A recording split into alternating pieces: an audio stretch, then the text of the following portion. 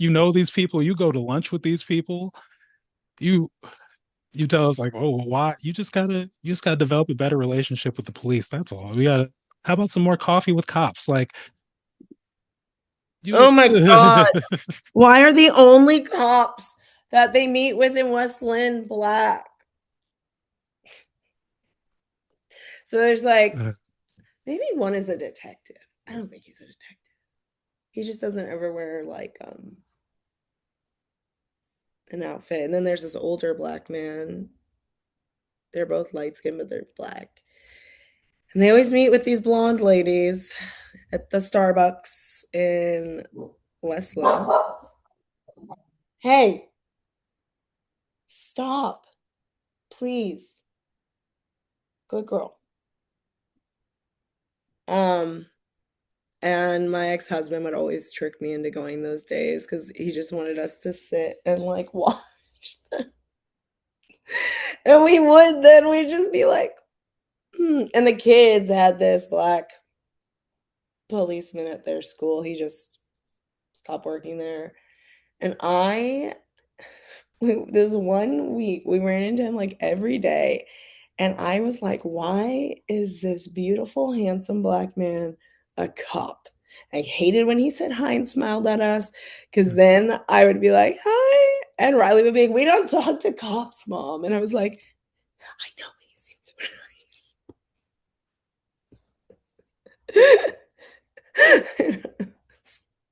nice. My daughter was like, oh my God. And everyone does love him, but I wanted to be like, hey, so have you ever considered a different occupation? Oh, and you know what? Actually, I met him when he first started in West Lynn because this lady called 911 at the dog park, which is not because someone left their cell phone there. And they had to send an officer out, and that poor man had to talk to this white lady and was like, there's nothing I can do about this phone. And she was like, yeah, but you're like a policeman. Can't you just find the person? And he was like, no, this is not fucking CSI, you know? And I was with like my friend, oh, Ilana, who's also black. That's crazy. And we were both there. Oh, no, that's not crazy. It's the dogs. We were with our dogs at the dog park. But then when I came back to the dog park, there was a sign that was like, if you need help, do not call 911. It was like, call this other number. And I was like, that white lady, she is, oh my God. And I know that she was trying to do the right thing, but calling 911 was like not okay. It was just, and so my friend went up to him and was like, oh, where are you from? Whenever he's like, oh, I just started working here in Westland. And I was like, hmm, interesting. And he was at the kid's school. And I found him on Instagram. And then I was like, block. I looked at his pictures and I was like, Q, Q, Q, goodbye. You will not have any access to me. But yes, there's a lot of wow. black cops in Westland That's, to make that's a difference. interesting. You know, uh, it's funny because yeah, when they got Black Cloth in LO, and I see him at the things and similar things, like it seems like a nice guy, whatever. But also, everyone was so excited, like Bruce, it's a black cop. Bruce, aren't you excited? It's like no. Oh, he's a cop. But also, I learned even with like the nuances because it's like the one of the things we are trying to never got any traction around, but just like highlighting and really trying to get SROs out of the schools because like you don't need a cop What's in an the school. SRO? It's a student resource officer, so basically just like a cop in the school. But it's like when I we didn't have SROs when I was going to LO high school. We had the security guy.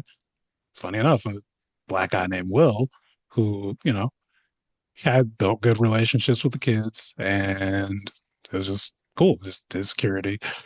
Um, but with the SROs, it was this weird thing where it was like it was like this good cop, bad cop. So you had the one guy at one of the schools was like, oh, he's gregarious, like, you see all those videos of like the cops breakdancing with kids and shit. And it's like, oh, okay, whatever.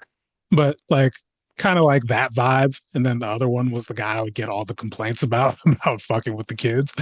But who do they send to talk to you? And who do to the whole point of like a cop is still a cop because at the end of the day, the good cop is still going to defend and protect the bad cop. So it kind of just like it lays it bare ultimately. And that's a yeah, whole other whole other tangent about I think while we're here though, because everyone, like I said, they really, really love police in Lake Oswego. And I started I figuring, don't know why. well, it's a contact thing I've learned. Part of it is just because like, it's a lot of like older people. So even going to like, with like my mom watches a lot of like, local news. So it's very, very propaganda heavy. But like neighborhood association meetings, that kind of thing, it's like you get yeah, you get, the police spokesperson who will come because that's their job. That's like you don't have, the abolitionist has another job. They don't get to they're not as easily able to come to the neighborhood association meetings and make relationships with these people. Whereas the police spokesman can come whenever, you know, usually scare the shit out of mostly old people, but can also be, friendly, have coffee with you Mostly and scared. and build, build that relationship. So it's like the people they're hearing the most from, whether it's from like propaganda on media or in person, is heavily weighted to the police structurally. And again, sure they could talk to like some of the kids because who do we get the most, leverage with we're like, let's get SROs out of school? It's the students because they don't want them there either. But they're also kids and no one cares what kids think. So They don't. We literally, nobody cares, and it's a bummer.